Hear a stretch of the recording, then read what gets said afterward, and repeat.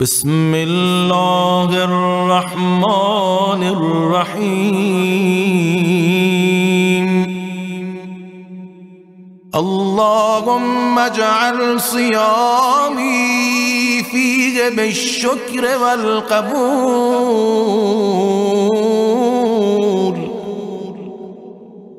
على ما ترضاه ويرضاه الرسول،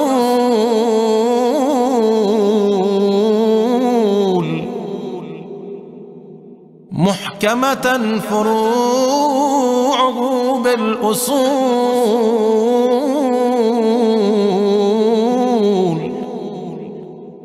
بحق سيدنا محمد وآله الطاهرين،